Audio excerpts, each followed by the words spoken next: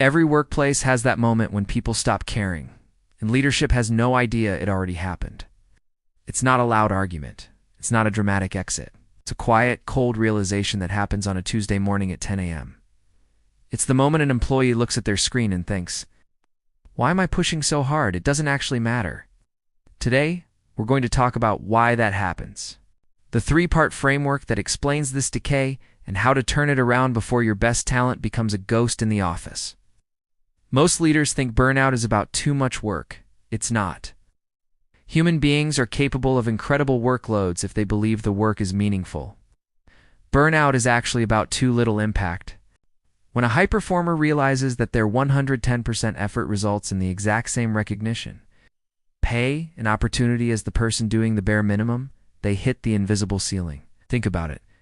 If you are a runner and you realize the finish line is being moved back every time you get close, eventually you just stop running. You don't quit the race, you just start walking. The symptom is your superstar stops volunteering for new projects, but the reality is they aren't lazy. They're performing a value audit.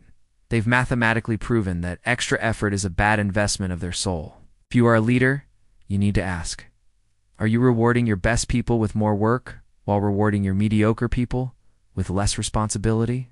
Because that is the fastest way to kill a culture. If the invisible ceiling is why they stop caring, the feedback vacuum is why they stop talking. When communication only flows one way downward, you create a culture of compliance over contribution. In this phase, your team stops bringing you problems. It's not because the problems went away, but because they've learned that speaking up is just shouting into the void. In many companies, feedback is a yearly performance review where a manager reads a list of things that happened 6 months ago. That's not feedback. That's an autopsy. The red flag is silence in a meeting isn't agreement. It's a sign that your best talent has already checked out mentally.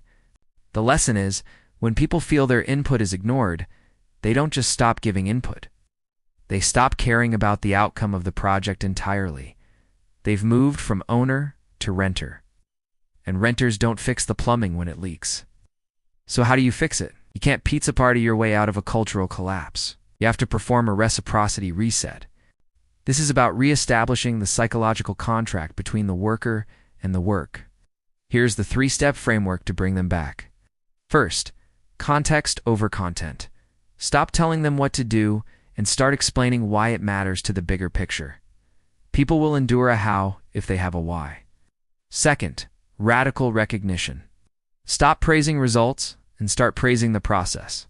Don't just say, "Good job on the deck." Say, "I saw how you stayed late to make sure that data was accurate." That integrity is what makes this team work. Let them know their effort is visible, not just the final product. And third, the safety net protocol. Create a space where a no is as respected as a yes. If your team can't say no to a task because they are overwhelmed, then their yes is forced and meaningless. True engagement requires the freedom to set boundaries. The moment of not caring doesn't have to be the end. It can be a wake-up call for leadership to stop looking at spreadsheets and start looking at people. Culture isn't what you say in the employee handbook or the posters on the wall. Culture is simply how your people feel on a Sunday night. They're dreading Monday. It's not because of the work. It's because they don't feel seen. Just change that, and you change everything. Thanks for watching. If you felt this invisible ceiling in your career, drop a comment below. Let's talk about how to break through it. I am Jim Rutherford, and this is the Want to Project, where we turn or just can't moments into the want to.